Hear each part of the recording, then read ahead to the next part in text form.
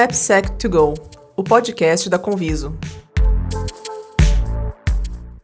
Olá, pessoal, sejam bem-vindos a mais um episódio do podcast AppSec2Go, uma iniciativa da Conviso para fomentar a comunidade AppSec. Eu sou o Gabriel Galdino, Developer Advocate, e estou aqui hoje com o Arthur Fischer. Tudo bem, Arthur? Tudo bem. Muito Arthur, obrigado aí pelo convite, viu? Opa, eu que agradeço aí por aceitar participar do nosso canal. O Arthur ele é formado em análise e desenvolvimento de sistemas pela FATEC, São Paulo. Atua há mais de 6 anos aí com desenvolvimento. Hoje ele é Agile Dev, com enfoque em agilidade, e atua também como Developer Advocate do Nubank.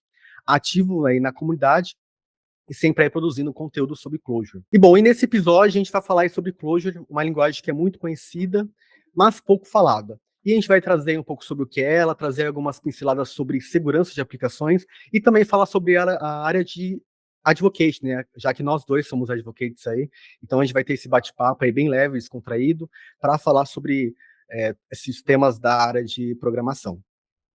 E antes de começarmos, é importante lembrar que no nosso blog você encontra uma série aí de conteúdos, artigos, vídeos sobre segurança de aplicações. Não deixe de conferir. Bora lá então, Arthur, para começar, se você puder falar um pouco como que você chegou aí nessa área de advocate, falar um pouco da sua trajetória profissional e para que os nossos ouvintes possam te conhecer melhor. Boa, massa. Bom, eu comecei a trabalhar com desenvolvimento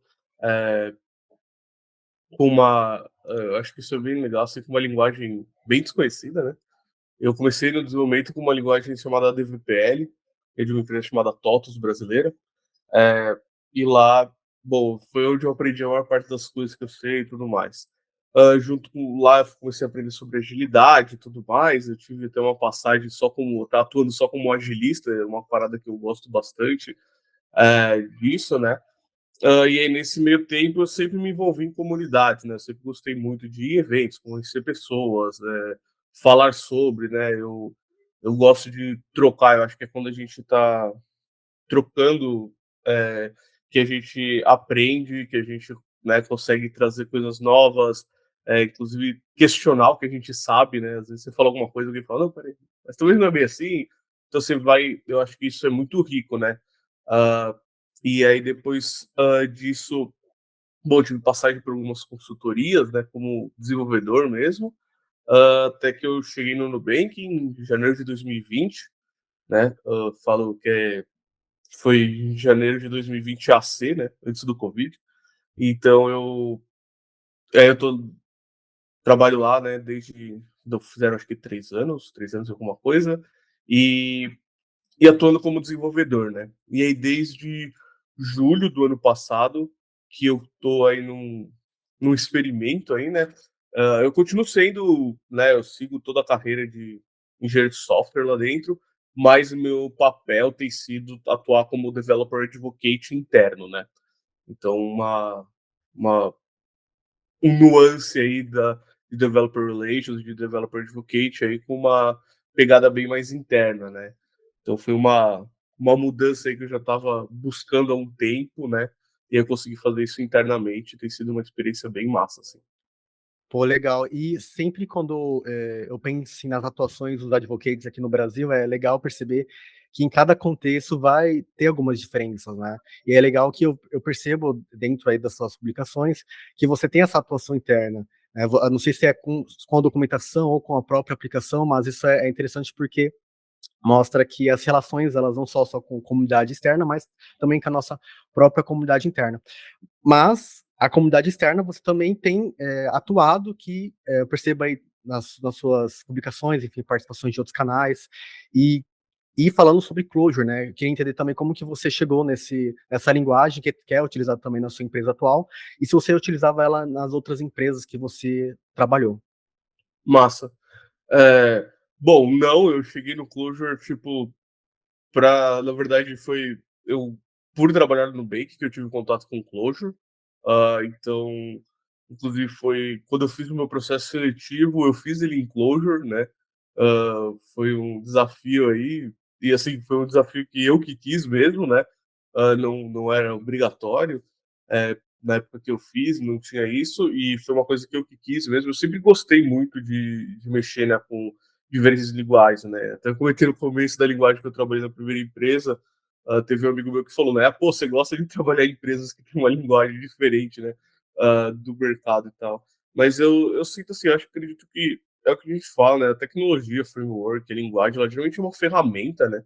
Uh, porque você vai, óbvio que você tem diferenças, né? Conceituais entre elas e tudo mais, mas eu acredito que no fim do dia o que pega muito mais são N outras coisas do que realmente a linguagem que você tá.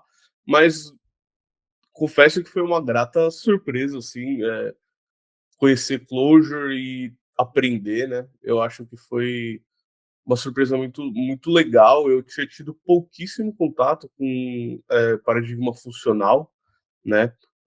Até então, só visto algumas pouquíssimas coisas que a gente às vezes usava ali, né, no JavaScript, e tem algumas coisas assim, mas nada muito assim, nossa, estou 100%. Sempre, eu geralmente mexi mais com orientação do objeto e tudo mais, então foi minha primeira experiência, mas foi assim, eu senti que foi uma curva de aprendizado para mim, pelo menos tranquila, tem, óbvio, tem os seus percalços, mas ah, foi bem massa, mas foi a minha primeira experiência, assim, que eu tive realmente, assim, com Clojure e com funcional mesmo, profissionalmente, foi lá. Sim, e o legal é que, como você comentou, né, é uma linguagem que não é tão falada, né, então é interessante quando a gente procura referência sobre o Clojure, você geralmente é quem está falando sobre o Clojure na comunidade. E isso é bastante legal, né, ter essa referência brasileira aí sobre o tema. E ia perguntar se você, que eu vi que o Clojure ele usa aí como base a máquina a máquina virtual Java. Então, eu queria entender se você já tinha experiência com Java, se o Clojure tem algumas vantagens em relação às outras linguagens que você já utilizou, explicar um pouquinho sobre, até se você souber aí sobre a história do Clojure, que eu estava dando uma pesquisada, achei bem interessante. Boa, tranquilo. Legal, o Clojure em si, né, bom, primeiro voltando assim, né, ele é um dialeto Lisp, né, então dentro da linguagem funcional você tem algumas famílias de linguagens, né, e uma delas ah, é o Lisp, né, então ela tem bastantes características ali. É, hoje, aqui mais se vê, né, é a implementação feita que roda na JVM, né, então roda com você consegue usar todo ali o universo Java, né, e todas essas coisas. Tem também, assim, teve um desenvolvimento de rodaria com CLR, né, para ser com .NET. É, inclusive, assim, eu tenho um amigo meu que quiser procurar o Lucas Teles, ele fez um joguinho, então ele usou a implementação que tem de Clojure no CLR junto com engines de games e fez um Pong, sabe? Tipo, algumas coisas assim usando o Clojure, é bem interessante. E tem também o Clojure Script, né? Que aí ele gera código JavaScript, que é o que o pessoal usa para fazer aplicações web, né? Então, ela é uma, assim, eu tenho para mim que ela é uma linguagem muito simples, então, se você pegar a quantidade de coisas que ela em si implementa, não são muitas coisas, né? Então, ela tem muito mais composição e tudo mais em cima disso. Então, isso acho que ajuda você a entender mais fácil tudo que tem ali. Então, tem essa questão. Tem o lado que o pessoal geralmente fala, que ela tem muito parênteses, né? Então, tem essa Parênteses e parênteses mesmo. literalmente parênteses, né? Não vou abrindo um parênteses aqui, mas tem o parênteses. Então, qualquer chamada que você faz, né, simplesmente, quero fazer a soma de dois números. Abre parênteses, soma os dois números, fecha parênteses, isso começa, tipo, para algumas pessoas, isso no começo é um ponto, às vezes, de dificuldade, mas se você olhar, por exemplo, para qualquer outra linguagem, ela geralmente vai ter as suas chaves, os seus parênteses, ponto e vírgulas, e, assim, se você pegar em quantidade de caracteres que tem, às vezes são mais, então assim, é só que muda um pouco, né? A gente geralmente está acostumado a, tipo, chama função, abre parênteses para passar parâmetro, alguma coisa assim, e quando você vai pegar o Clojure, ele tem essa diferença, então, para algumas pessoas isso acaba sendo uma dificuldade, mas a real é que me falaram isso quando eu comecei e eu agora repasso isso, que chega um momento em que você não enxerga mais os parênteses. Eles viram igual qualquer outra linguagem, que, putz, abre e fecha chaves por causa do escopo ali. Chega um momento que você não enxerga mais isso, né? Tipo, porque vira só uma. É, é mais uma Sim. coisa estrutural do que realmente um código, então você não lê mais aquilo. É que quando você muda um pouco, às vezes aí você demora um pouco para acostumar. Então, eu não acreditava isso no começo, porque era tipo, cara, eu olhava o código e falava assim, meu Deus, eu não Não aguento consigo. mais ver parênteses. Mas realmente chega um momento que você se acostuma com aquilo, né? Então é só a maneira como você escreve aquilo. Então tem isso, assim. E ela é um Mas pouco verbosa, assim, porque aí, né, me veio, eu sei que não tem nada a ver, mas aí vem Java, aí você fala que tem parentes, e ela chega a ser verbosa ou ela é mais direta? eu acho ela bem um pouco verbosa, eu sinto que ela é bem direta, eu acho que até por essa questão da simplicidade de tudo que ela tem, né? Então, eu posso estar, assim, talvez mais acostumado, sei lá, já trabalhando um tempo, mas eu sinto que você consegue fazer coisas que eu fazia, sei lá, em outras linguagens que eu já trabalhei. Quando eu trabalho com Clojure, eu sinto que elas acabam ficando mais simples. Eu acho que é uma é uma linguagem mais direta, sabe? Quando você escreve.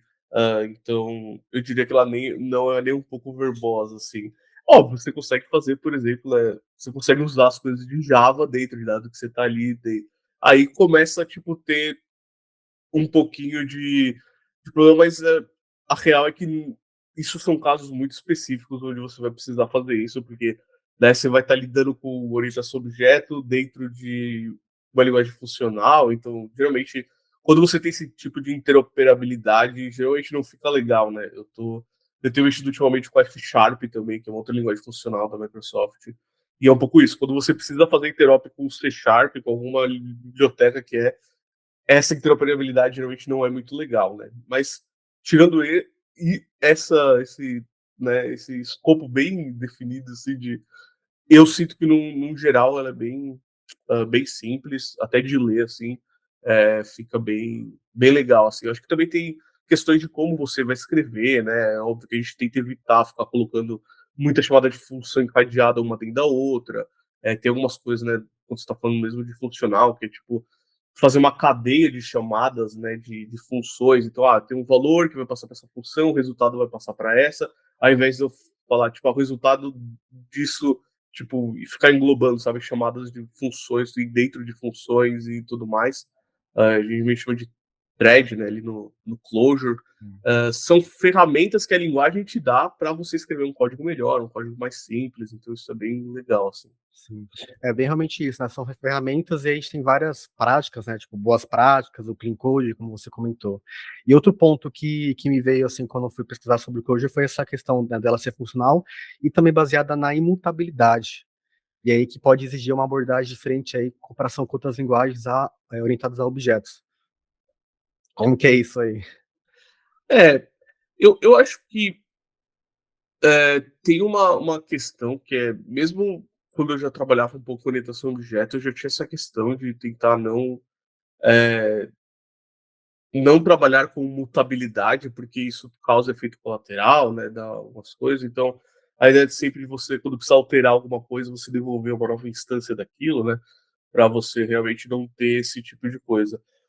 O Clojure por si só, quando você está falando. Aliás, quando você está falando de linguagens funcionais, você geralmente tende a cair na imutabilidade, né? Para garantir N coisas. Então, eu acho que é uma coisa que você. Também é uma.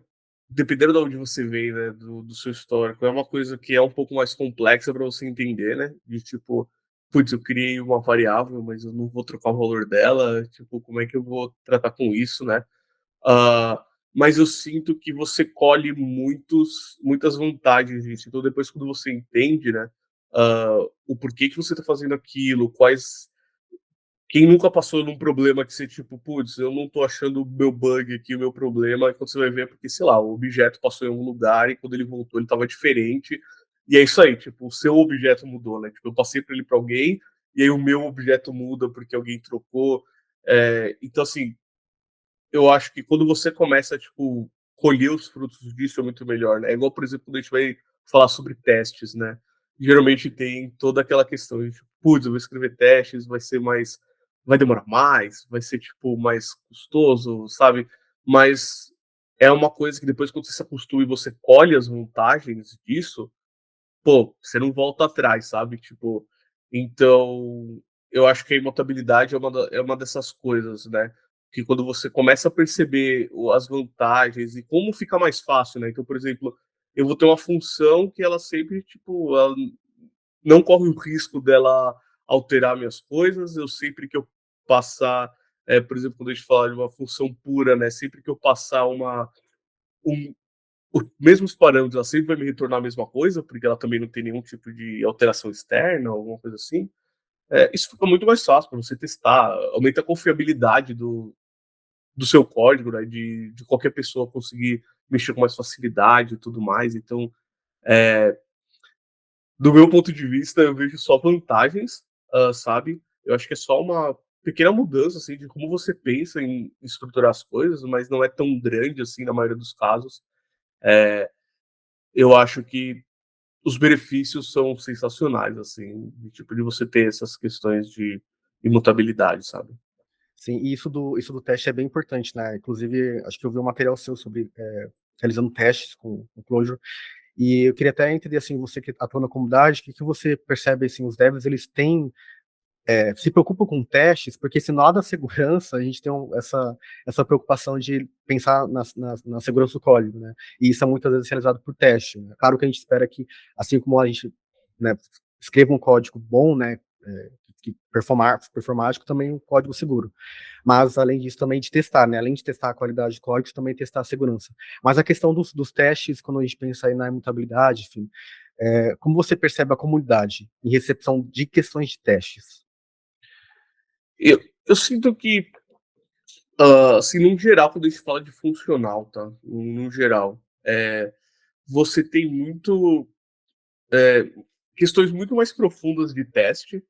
Então, que pelo menos eu comecei a tomar conhecimento quando eu comecei para funcional, tá? Pode ser um recorte muito específico meu, mas, por exemplo, eu comecei a ouvir falar de teste de propriedade, teste generativo, que são testes que eu, pelo menos, não tinha escutado falar quando eu trabalhava com orientação a objeto, por exemplo.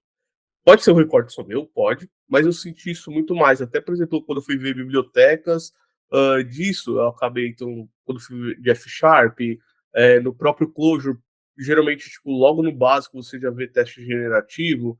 Então, e aí o que acontece? Só para talvez quem não saiba, o teste generativo é o quê? Baseado no meu tipo, sei lá, que eu tenho, eu consigo gerar, né, diversos inputs para o meu teste e fazer validações em cima dele com essas entradas meio aleatórias, só respeitando alguma coisa, né? Então, porque dado que, né, tudo é imutável, que eu vou ter sempre o mesmo comportamento da minha função, eu consigo testar só as características dela, né? Algumas propriedades que ela tem. Então, eu também tenho essa questão de teste de propriedade, né? Então, o teste de propriedade, por exemplo, só dar um exemplo bem básico para todo mundo que nunca teve contato, por exemplo, você vai fazer um teste de uma soma, né? Eu crio uma função de soma, acho que é sempre o exemplo mais básico. Você tem algumas propriedades. Geralmente, quando você vai testar, você fala assim, deixa eu ver se 1 mais 3 vai retornar 4. Retornou. Mas chega uma hora que você não pensa em muitos casos, né? Porque você tem que ficar chutando números, você tem que ficar vendo isso. Quando, por exemplo, você vai falar de teste de propriedade, por exemplo, uma propriedade que a soma tem é que a ordem dos parâmetros não altera o resultado, certo? Então, se eu fizer 1 mais 3 e 3 mais 1, é a mesma coisa, certo? Então, isso é um jeito que eu posso falar, pô, testa aí para mim, tipo, código de teste. Teste para mim isso daí com 100 entradas aleatórias, e quando eu inverto eles, é igual ao resultado, né? Então eu falo, gera um número X e um número Y para mim, eu não me importo qual que ele seja, eu só vou pegar o X e o Y e falar, a soma de X mais Y tem que ser igual à soma de Y mais X, certo? Isso é uma propriedade da soma. E aí, geralmente, as próprias bibliotecas de testes e aí, de propriedade que usa essa geração, né, esses generativos por baixo, ele vai gerar, geralmente, ele vai ter uma lógica, um algoritmo para testar. Tipo, putz, números muito negativos, muito positivos, zero, sabe? Ele vai fazer toda essa variação, geralmente, e é muito rápido isso, e você testa muito mais, sabe, as propriedades e as coisas. Então, isso eu acho muito interessante, é uma coisa que eu vi muito sendo aplicado quando a gente está falando de funcional, e aí, óbvio, no Clojure entra nessa ah, por padrão, assim, então tem bibliotecas para teste generativo, são muito interessantes, né? Então, tipo, eu defini um esquema de entrada aqui, porque Clojure não tem tipo por padrão, né? Mas geralmente as pessoas usam algumas bibliotecas que são bem famosas para criar esquemas, né, de entrada e saída. Então eu consigo falar, eu tenho esse esquema aqui de entrada e ele consegue gerar para mim uma entrada baseada naquilo, porque meio que eu talvez não me importe com o que tem ali, sabe? Eu só quero testar o comportamento daquilo. Então, eu sinto que isso é muito, muito massa, assim. E por talvez você ter muito essa questão, eu acho que é muito voltada à matemática, né, e tal. Então tem essa pegada de fazer esses testes um pouco mais, que eu acho um pouco mais complexo do que o famoso teste de unidade, pelo menos eu tinha, que acaba sendo isso, né, um teste ali. Mas óbvio que a gente faz teste de unidade, faz teste de integração, faz tudo isso, mas eu vejo essas outras técnicas sendo aplicadas também bastante, sabe, nesse quesito, assim. Pô, legal. É interessante saber que tem muitas bibliotecas aí para teste. Que eu cheguei a usar algumas no C Sharp, que tem as, né, da Microsoft. E a comunidade, ela é bastante empenhada, então, nessas bibliotecas? Olha, eu tenho visto bastante, assim, de verdade. Eu acho que, assim, não é essa que é a questão que, assim, eu vejo que principalmente o Clojure, ele é bem simples, então, assim, eu não vejo, tipo, coisas muito. Geralmente é uma biblioteca que é isso, ela faz o basicão e já tá Uhum. funcionando, sabe, por ter talvez um contexto bem menor ali. Então, mas eu vejo bastante isso, assim, inclusive discussões, sabe, sobre isso, assim. Eu acho que tem um Slack, o Clojurians, e que lá a galera é muito animada, assim, em qualquer coisa, assim, de, tipo, gente fazendo biblioteca toda hora e discutindo Boa. sobre alguns casos. É um Slack bem massa, assim, ele tem um canal BR lá, que não é muito movimentado. O pessoal brasileiro, eles preferem o Telegram, eu não sou muito adepto do Telegram, então eu tô no Slack. Olha, fica o convite, ó, quem já coda em Clojure, quer entrar em Clojure, quiser participar da comunidade, eu tô precisando de gente. É, a Importante. galera, principalmente no Slack, assim, porque Telegram eu particularmente, não sei você, mas É tipo Telegram WhatsApp, né? Muito. Não dá para fazer thread ali, discutir profundamente um tema, né? Exato, exato. Mas tem uma galera que curte muito, que eles falam o dia inteiro, então eu só não consigo acompanhar. Acho que é uma falha minha nesse caso. Eu perguntei sobre comunidade, justamente porque eu, né, dei uma pesquisada e eu vi que a comunidade de Clojure ela tem aí se empenhado em trazer mais questões sobre segurança de aplicações, enfim, para resolver problemas de segurança. E eu vi que eles vêm crescendo nesse sentido. Como você atua com comunidade, eu queria até entender assim. Então, a gente tem uma comunidade muito consolidada no Brasil. Ou você sente que ainda está em fase assim, de crescimento? Como que você vê a comunidade hoje de Clojure no Brasil? Você tem algum evento? Porque, por exemplo, o Ruby, eu cheguei na Conf Ruby ano passado, que inclusive foi um dos maiores eventos que eu fui assim de tech. E, meu, comunidade assim, grande, né? Eu meio que cheguei, eu acho que talvez no pior momento da comunidade, porque foi na pandemia, então foi o que eu falei, né? Eu entrei em janeiro, em março começou a pandemia. Então, qualquer tipo de coisa pessoal que rolava e tal, já tinha parado, né? Eu sei que antes rolou, inclusive, Clojure South, né? Aqui no Brasil, que na época foi no Nubank. Eu ainda não trabalhava lá, mas eu fui porque eu já estava começando a ver Clojure e tudo mais. É, de evento, hoje eu não sei de nenhum. Realmente o pessoal acaba muito mais, tipo, engajando ali no. Assim, evento aqui, tá? Né, eu tô falando lá fora, sei que rola bastante. Mas aqui eu acho que tá meio. Não vejo tanto assim. Eu tava até começando a entender isso para realmente, tipo, ver como é que tava. Mas assim, eu sinto que a comunidade em si, assim, são poucas as pessoas que são bem ativas, mas elas são bem ativas, né? Então, se você olhar, por exemplo, o Clojure LSP, né, que é o Language Server Protocol, que é o que dá meio que base para a maioria das IDEs suportarem Clojure e várias coisas, é um brasileiro que hoje é mantenedor, core committer e tudo mais. Então, eu acho que tem assim, tipo, pessoas. É óbvio que ter uma empresa grande aqui usando ajuda a ter esse potencial. Tem algumas outras empresas que usam também, é, mas ainda, tipo, se a gente falar de eventos mesmo, eu diria que, tipo, hoje tá muito parado, mas tem essa parada, tipo, da galera realmente, tipo, no Slack, por exemplo, você ter contato muito próximo com as pessoas lá de fora, que fazem as bibliotecas que a gente usa, sabe? É uma comunidade muito, talvez, pequena ou próxima, sabe? Então, tá lá a galera que, tipo, faz as paradas acontecer, sabe? Dentro de um Slack aberto. Então, você, tipo, eu sinto que é muito mais próximo. Isso, coisa que eu, pelo menos, não tive em nenhuma outra comunidade, sabe? Tipo, essa questão de, tipo, ver a galera ali discutindo das bibliotecas e quem realmente mexe nas bibliotecas tá ali no meio discutindo essas coisas e tudo mais. Mas se alguém estiver procurando eventos de Clojure, acho, pode puxar que eu colo, Olha só, hein? mas eu Legal. acho que ainda tá meio parado. Eu confesso que eu tava com vontade, realmente, de, tipo, de tentar ver e começar a puxar isso, mas ainda preciso organizar minha vida pessoal para poder assumir algo assim. Sim.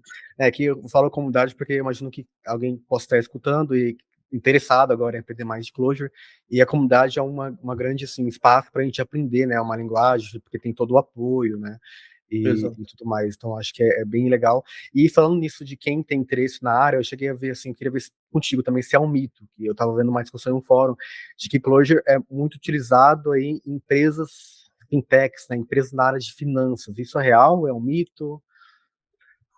Olha, eu não conheço muitas empresas, mas por falha minha, porque eu sou péssimo de lembrar nomes, tá?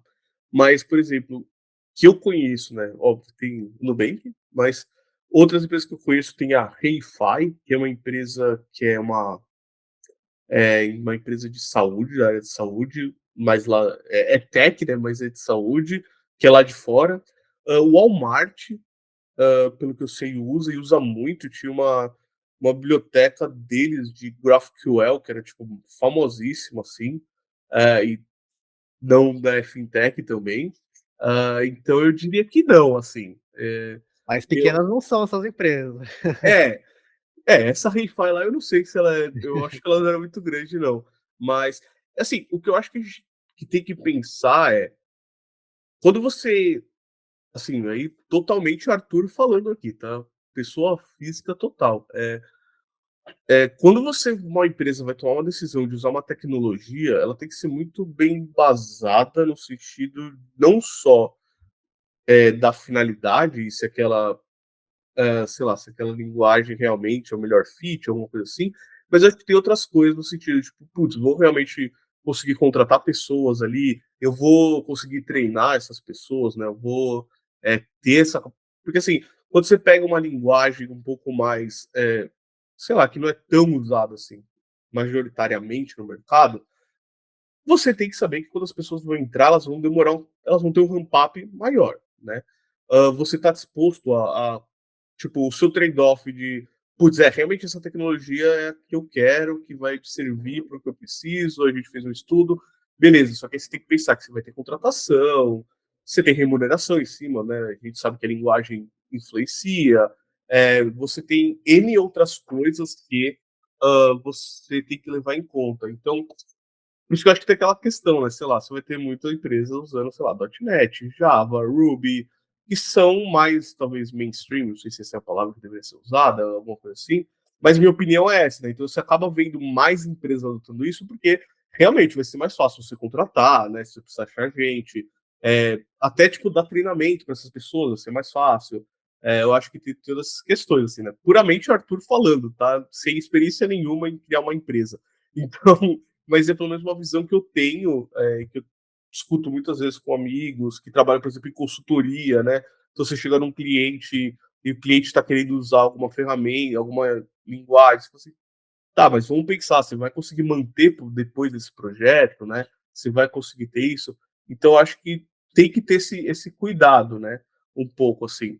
Mas eu diria que assim, para que se alguém quer ir para funcional, quer trabalhar com Clojure, eu sinto que, tipo, consegue, sabe, emprego também não é uma coisa muito, assim, nossa, tem só 2 empresas, sabe.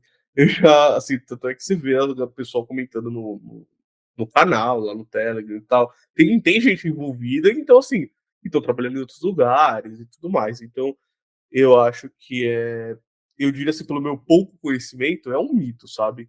Mas confesso que eu sou meio péssimo, assim, de nomes de empresa e tecnologias. Não, é legal que você trouxe uma discussão aí que é bastante, assim, comum a gente ver na comunidade, assim, nas redes, que é, por exemplo, porque qual linguagem eu escolho para minha empresa, né, para o meu negócio? Isso você precisa desde um gestor. E claro, isso acaba impactando nas escolhas profissionais de quem desenvolve, né? Porque desenvolve quer escolher uma linguagem, além de que ele goste, né, que também seja absorvida pelo mercado. E aí, por exemplo, do ponto de vista do gestor, você trouxe, tem as questões de recursos. E outro ponto que também é muitas vezes abordado dentro dessas questões de linguagem é a própria segurança. Pensar, tal linguagem X ela vai ser mais segura que linguagem Y. E, acho que, aí fazendo o meu pontinho aqui de AppSec, eu acho que nenhuma linguagem é mais segura que a outra, porque todas as linguagens, né, como você comentou, tudo é uma ferramenta. No final do dia, qualquer ferramenta ela pode ser atacada, ela pode ser invadida, então essas linguagens, todas elas têm as suas vulnerabilidades. Então também não dá para pensar, tipo, Clojure vai ter algumas facilitações que outra. Assim, em alguns pontos pode até ter, mas no final vai ser, tipo, tudo no mesmo, né, tá tudo na mesma caixa, assim, tipo, de questão tanto de segurança, enfim, e de outros pontos. E em relação à própria segurança, assim, como que você, desde que você começou a estudar a linguagem, você percebeu alguma situação específica, alguma questão diferente? Porque é uma coisa que é muito comum da gente, que eu também faço análise de desenvolvimento de sistemas. Eu tive uma disciplina de segurança, e assim, foi bem básica, assim. Eu acho que segurança e depois de entrar na área de AppSec, eu percebi que tem muita coisa. E eu queria entender se você percebeu isso de alguma forma, como tem sido esse seu contato com essa área. Bom, desde que eu trabalho, eu acho que eu tenho um pouco dessa questão de segurança não faz parte de um time, né, tipo assim, específico. Ela tem que fazer parte da cultura da empresa de ponta a ponta, não tem essa, né. Então, sei lá, pelo menos o que eu vejo, que eu leio na internet, tipo, a maioria das falhas é engenharia social, né. Então, a maioria das vulnerabilidades tá nisso daí. Então, eu acho que primeiro, assim, foi uma coisa que eu aprendi muito sobre isso, né. De tipo, e eu vejo que, pelo menos assim, nas últimas empresas que eu passei, tem uma questão de ser segurança, ser cultural, né? Não ser uma coisa que você. Óbvio, tem times específicos para cuidar, porque, bom, você sabe mais do que eu, que segurança é muito grande, né? Você acabou de comentar. Sim, Tipo, putz, eu muito amplo, aprendi muito às mais vezes. e tal. Assim, não dá realmente para, sei lá, o time que está desenvolvendo uma feature realmente, tipo, cuidar de todos os potenciais vulnerabilidades Sim. daquilo lá. Mas o que eu tenho visto e que eu acho que, pelo menos assim, para mim tem sido um grande diferencial de lugares que eu passei, quando tem isso, é ser cultural essa questão da segurança. Então, putz, do mesmo jeito que, sei lá, UX é cultural, então vai passar, então você vai ter alguém olhando para feature, mas você vai ter alguém olhando para tudo, você vai ter, né, toda essa questão. Eu sinto que tem esse detalhe de ser cultural ajuda, sabe? E até para você ficar um pouco mais atento no que está acontecendo ali no seu código e que você consegue fechar ali. E até mais quando, putz, tem uma questão que, putz, o time realmente está olhando ativamente para a segurança, viu alguma coisa no seu fluxo, algum potencial ali, ter esse detalhe de você absorver aquilo como algo seu, né? Como algo que realmente vai, tipo, putz, é uma coisa nossa, sabe? Não é tipo, putz, você viu aí, pô, tenta resolver, sabe? Tipo, não é nosso problema, eu tenho que Sim. entregar outra feature, eu tenho que passar para frente. Esse ponto é muito deve não ser só, tipo, não é só executor, tipo, ele também precisa ser responsável, né, construtor, né, daquilo que ele está construindo e pensar no código que ele está desenvolvendo, né, e isso é uma coisa muito, bem, assim, profunda, eu diria, envolve realmente, como você comentou, cultura, é uma forma de pensamento, né, e querendo ou não, eu não sei se você também já passou isso nas suas experiências, que às vezes, essa pressão, assim, por entrega, né, a gente tem que entregar uma feature rápida, e às vezes não, em ambientes que às vezes não tem essa cultura de pensar na segurança desse código, e às vezes ainda nem de testar o código, né? Tem que é por isso que eu até perguntei dos testes, né? Que você falou que em Clojure é bastante comum, mas é algo que às vezes eu pergunto assim, gente, você, sei lá, testaram a segurança, o pessoal fala, nem testei nem a performance do código, está funcionando e já fez o deploy. Enfim, e não sei se também você percebe que existe esse cenário aí no mercado. Olha, eu diria que sim. Talvez aí, pelo assim, das minhas experiências, né, e que eu trago, eu acho que tem um pouco isso, né? Então, tipo, putz, vou testar um endpoint ali. Eu não vou testar só o caminho feliz, né? Só deu certo. Eu vou pensar também, eu acho que, sei lá, um caso de uso básico, quando eu penso em segurança, né, ali no nível, é permissionamento, autorização, né? Então, sei lá, o usuário, eu tô com o usuário logado, realmente, eu tenho, né, vai depender do que você está usando ali, né, qual o tipo, mas realmente ele tá, como é que eu garanto que ele realmente está logado? Em alguns casos específicos, então, por exemplo, aquele usuário, beleza, ele está logado, está autenticado, mas ele tem permissão de acessar aquele endpoint, né? Então é uma coisa que às vezes que entra um pouco mais, né? Então, tipo, eu sei que esse usuário está autenticado, mas ele tem permissão para aquilo, né? Eu acho que tem outras coisas. E não, beleza, ele tem permissão para, tipo, sei lá, acessar esse endpoint, mas beleza, o recurso ali na entidade que ele está tentando alterar, em alguns casos, às vezes ela tem um dono, né? Então, o dono é esse usuário, ele poderia estar alterando, então, beleza, tipo, aquele endpoint ele pode acessar, e agora a entidade, ele, né, o recurso que eu estou mexendo ali, ele poderia estar mexendo também nesse recurso, então eu acho que isso, tipo, quando você já tem uma cultura de teste, ou tem uma cultura de segurança, você coloca isso ali, né? Você deixa isso explícito, até para quando alguém mexer um dia, se tirar alguma validação, realmente quebrar e não deixar aquilo lá ir para frente, né? Então, tem umas coisas, assim, até projetinho pessoal meu, às vezes eu penso nisso, sabe? Eu tô mexendo com a F#, por exemplo, então eu acho que é isso, putz, como é que eu vou conseguir? Pô, isso eu acho que já é o básico, sabe? Quando você está falando de testes e você está querendo testar. É óbvio que, bom, segurança vai muito além disso, mas isso é o básico, sabe? Tipo, que eu acho que isso sim faz parte de uma pessoa que desenvolve entender, né? Então, autorização, permissionamento, qual que é a diferença entre essas coisas, né? Eu acho que muita gente que às vezes eu converso não tem muito essa diferença, né, entre que é, sei lá, autenticação e autorização, né? Qual que é a diferença entre essas coisas? Então, eu acho que isso é muito importante, assim, as pessoas verem. Com certeza. Isso que você comentou, né, de pensar assim no outro usando a aplicação, coisa que a gente fala muito aqui de pensar como hacker, né, de você utilizar a sua aplicação e você, tipo, como será que a pessoa ela derrubaria a minha aplicação? E aí você já ir se preparando. E também em questão de fazer tanto testes, como você comentou, quanto testes de segurança, né, juntar esses dois processos. E você também documentar, que eu acho que é um ponto importante, é uma documentação, né? Você documentar seu código, ter uma documentação, enfim, acho que isso é essencial. Não sei se você curte documentação. Pô, confesso que, assim, eu acho que é um pouco inerente agora ao meu trabalho, né? Ao meu papel, atuar cada vez mais com isso, Sim, assim. Mas eu sinto que faz total diferença, né? Tipo, quando você tem uma documentação ali bem feita, né? Eu acho que também tem essa questão de, tipo, Eu, eu, eu tenho uma leve opinião, assim, pessoal, que eu prefiro não ter documentação do que uma documentação errada ou sabe, meia feita, sabe? Porque se eu não tenho documentação, beleza, eu não vou confiar na documentação, eu tenho que descobrir o que funciona. Se eu tenho uma documentação muito boa, beleza, tipo, eu tô confiando na documentação. O problema é quando eu tenho uma documentação e eu não confio nela, porque putz, isso gera mais problemas, né? Porque, tipo, pô, mas talvez escrito a documentação eu fiz assim, agora eu vou ter que trabalho porque tá desatualizada, sabe? Tipo, isso é uma parada que eu tô, tipo, exercitando agora, de, tipo, como é que eu faço uma documentação que ela seja mais atemporal, né? Tipo, óbvio, toda documentação ela vai ficando, tipo, você precisa dela. Documentação ela é viva, né? Então, do mesmo jeito que, sei lá, teste é um código vivo, então você tem que ficar, tipo, atualizando ele conforme a sua aplicação cresce, os testes vão crescer juntos, você tem que melhorar eles também.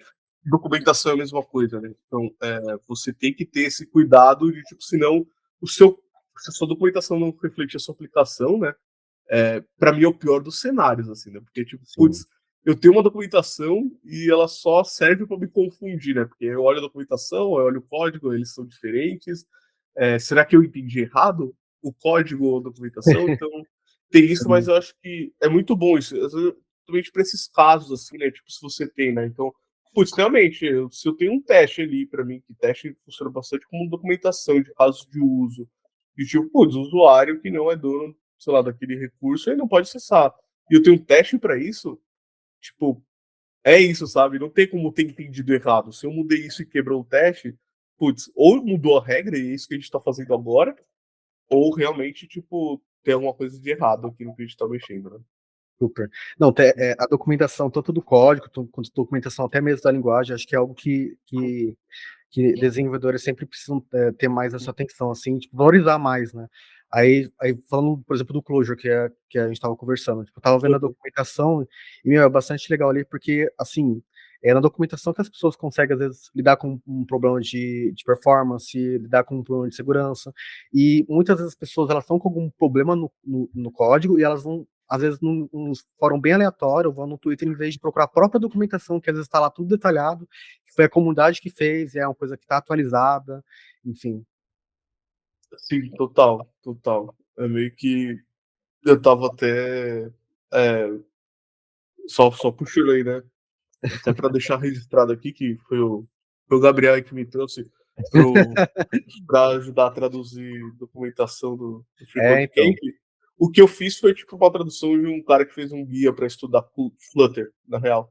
isso. E é muito legal, que uma das primeiras coisas que ele fala é leia a documentação do Flutter, porque é uma documentação muito boa. E eu acho que a do Clojure eu também gosto muito, porque ela tem, tipo, ela explica o que é a função, ela te dá vários exemplos, e são exemplos, tipo, ó, isso daqui, tipo, vários exemplos de uso das funções, o que é muito massa, porque às vezes eu leio umas documentações e fico, tipo, não sei se eu entendi. E você olha já exemplos que eu provavelmente rodaria, sabe? Tipo, putz, você quer testar, deixa eu ver se eu entendi. Você vai testar, tipo, como é que funciona aquilo ali com alguns exemplos, e, Sim, tipo, e aí eu acho muito legal isso, porque é uma documentação viva que o pessoal vai colocando coisas lá, vai ajudando, e tem muitos exemplos. Então você pega. E legal é que ele te dá também funções que são parecidas com aquela. Então você estava procurando uma função, aí você olha embaixo e descobre uma outra função que, tipo, putz, isso aqui existe, o que faz? Ou às vezes, realmente era isso que eu precisava, não era essa daqui. E eu acho muito legal, assim, ficar explorando, sabe, documentação. Eu também estou mexendo bastante com Flutter, né? E a documentação deles também é muito boa. E eu acho que é muito legal você ir na documentação oficial, né? Que nem você falou. Às vezes, pô, você está se montando um bagulho de performance, mas a galera já tem, tipo, ó, aqui são as melhores práticas de performance ou de segurança, tipo, né, como é que se protege, como é que faz. Então, eu concordo total com você, assim, tipo, quando sim, você procurar, tipo, tenta ir primeiro na documentação oficial, né, porque às vezes não é ela que aparece primeiro, né, das buscas, isso sim. acaba. Eu acho que a galera da Juíza não trabalha muito no SEO, sabe? Tipo, porque eu sinto que Sim, pelo menos não é o objetivo delas, né? Sei lá, sim. qualquer outro lugar, Stack Overflow, qualquer coisa, eles ganham por visita, né? Eles querem Sim. público. Então eles vão maximizar isso ao máximo, né? Aí Então, hoje agora é o chat GPT, né? As pessoas elas estão nossa. querendo entender o código através do chat. E assim, obviamente, eu acho interessante a inteligência artificial, ela tá aí para nos ajudar, mas aí também tem a questão das próprias segurança, né? Tipo, você usar com consciência crítica, de que às vezes, por exemplo, ela vai explicar seu código, mas a partir de dados até 2021, por exemplo, que é acho que era a versão 3. Uhum. E aí, por exemplo, a documentação, como você comentou, é um arquivo vivo, então ele está sempre se atualizando. Então é difícil, assim. Inclusive, também, por exemplo, dentro da segurança a gente tem um ASP, que ela tem uma documentação para práticas seguras de desenvolvimento. E é Uhum. uma documentação que, sempre, que é viva também.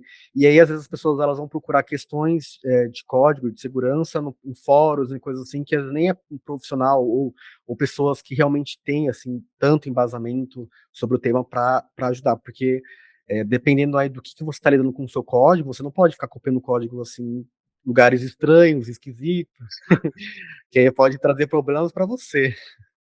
Total, total. Eu sinto que é naquelas, né? Tipo, principalmente quando a gente tá falando de questões de segurança, umas paradas assim, eu sinto bastante isso. Eu posso entender um pouco, ter estudado, mas tem pessoas que são especialistas, né? Pessoas que realmente sabem isso e tudo mais. E eu acho que é um pouco também, eu acho que tem essa questão de ética, né? De quando você está desenvolvendo ali, de putz, será que eu vou colocar realmente um código que eu não tenho 100% de certeza que ele tá, tipo. Pô, dentro da sua empresa deve ter alguém que sabe, sabe? Deve ter. Eu acho que dentro também, da pessoa, dentro da própria empresa, tipo, procurar, né?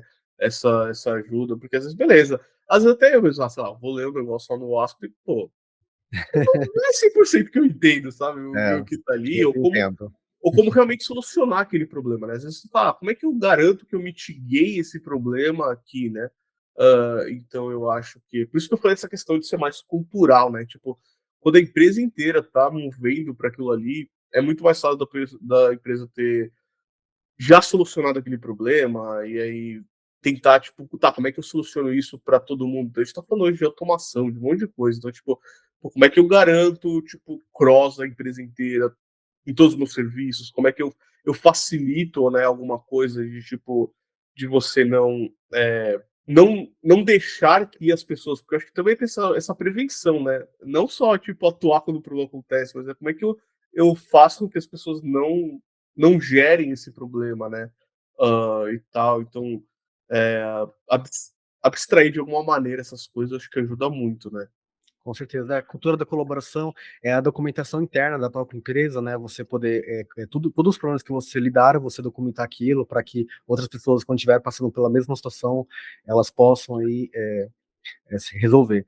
E indo já um pouco para o final, eu imagino que quem está ouvindo até agora tem interesse em começar a aprender Clojure. Eu queria aí te perguntar assim, quais quais materiais que você recomendaria para quem queira começar a estudar essa linguagem agora? Como que eu configuraria meu ambiente? Eu precisaria instalar uma ideia específica ou qualquer uma eu consigo codar em Clojure? Assim, só umas dicas finais aí para quem ficou interessado. Boa. Bom, de desenvolvimento, assim, minha vasta experiência foi em ambiente Unix, né? Então, mas eu recentemente tenho começado a gerar conteúdo em português e estou usando o meu velho e bom Windows para fazer isso, então, por enquanto tem sido também tranquilo usar. É, e aí tem essa questão, né? A própria documentação lá já tem todo um guia de como que faz, o passo a passo. Mas basicamente você vai precisar ter Java instalado, porque, como já falamos, ele roda em cima da JVM, né? Ah, sobre ambiente de desenvolvimento, né? Você hoje geralmente vai usar o VS Code. Ele tem um plugin que eu acho que é o Calva, uma extensão que faz isso. Muita gente usa Vim e Emacs também, que tem um suporte bem legal. E aí você tem o IntelliJ, porém IntelliJ, até onde eu sei, o plugin que é o Cursive, ele é pago, tá? Então, mas assim, eu tenho usado com VS Code, para quem não tem muita intimidade com Vim ou com Emacs. Eu tenho usado, por enquanto, tem me atendido, tipo, numa boa, tá? Essa é a minha experiência, mas eu conheço outras pessoas que usam também, né? Então, ter essa, essa facilidade para o VS Code ser gratuito e tudo mais, então, acho muito, muito massa, né? E é bem, pelo menos assim, por enquanto tem sido bem tranquilo o trabalho assim no Windows, tá? Eu não tive problemas, embora o instalador tá como beta, eu acho, mas assim, por enquanto seguimos firme e forte aqui. Mas para quem estiver usando o Linux ou o Mac, é tranquilo assim. É tão tranquilo quanto, mas pelo menos você não tá usando um instalador beta que você fica tipo, será que isso vai funcionar ou não? Mas tem funcionado. E aí tem um projeto que é o Linegen, que é meio que um ferramental que o pessoal usa em Clojure para criar projeto novo, rodar linha de comando, atualizar dependências, né? Ele abstrai bastante coisa para você, então é meio que um padrão assim do pessoal tá usando esse projeto assim. E aí, assim, o que eu recomendo a Lura tem curso de Clojure, tem na Casa do Código, tem livro também de Clojure, que são bem interessantes. Tem a comunidade, né? Então a comunidade é bem legal, tem bastante gente que Tem conteúdos mais antigos, mas assim, a real é que não muda muito, né? Então, quando você está falando da linguagem ali, não muda muito. Então, não tem perigo das coisas estarem desatualizadas. E aquele jabazinho, né? Que eu estou produzindo conteúdo lá. Fazer Então, acabar. quem quiser me seguir, a gente está produzindo conteúdo em português. Desde o início, a ideia é evoluindo cada vez mais até chegar em coisas mais complexas usando o Clojure. Boa. Eu gostei muito do nosso papo, acho legal a gente falar assim, sobre desenvolvimento, trazer essas pinceladas sobre segurança, porque a proposta da Conviso é trazer a segurança para aí, os times de desenvolvimento, né, trazer essa conscientização, e a gente precisa também trazer desenvolvedores para conversar sobre o tema. E para quem está interessado em práticas de codificação segura, tem a documentação da OASP aí, que traz uma série de um guia, né, em práticas de codificação segura, que depois posso colocar no link. Também tem outras várias documentações da OASP, aí o OASP Top 10, que traz as principais vulnerabilidades, aí, que vale para todas as linguagens. Eu acho legal terem conhecimentos, né, de como que o nosso código pode ser vulnerável para poder saber se proteger. Enfim, então, também tem os próprios conteúdos da Convisa aí que fala sobre segurança de aplicações, enfim, sobre todos os processos que envolvem esse grande aí, programa de AppSec. Estamos chegando ao fim aí ao nosso bate-papo com o Arthur, mas os nossos ouvintes, eles podem usar as nossas redes sociais para poder tirar as dúvidas, né? Aproveita aí, Arthur, você já fez um pouco do seu jabá, mas e aí, como que eu faço para te encontrar? Quais são o seu blog? Aí agora já pode soltar a voz. Boa. Bom, basicamente tudo que eu faço, que não é muita coisa, mas eu tento, eu compartilho no Twitter, que é THUE, né? Para quem quiser me seguir lá, geralmente. E tenho tentado escrever sempre que possível no Dev2. Eu não sei como é que as pessoas pronunciam isso. Como é que se pronuncia? Olha, eu falo Dev2 também. É boa, então tá. No Dev2 é uma coisa que eu sou a Fusher lá, a de Arthur, né? E Fusher meu sobrenome, a Fusher. Porque o Twitter não deixou eu pegar o Afusher no Twitter, então sinto muito, tive que ficar diferente. Mas é isso aí. Por esses dois você me acha. Pelo Twitter aí, você de lá vai para qualquer lugar. Ótimo. E mais uma vez, muito obrigado aí por você ter aceitado participar aí desse episódio. E é isso, a nossa conversa acaba por aqui. Muito obrigado aí por vocês terem acompanhado a nossa conversa. E para continuar recebendo aí notícias sobre a SEC, é só seguir nosso blog, enfim, as nossas redes sociais que vão estar na descrição. Valeu!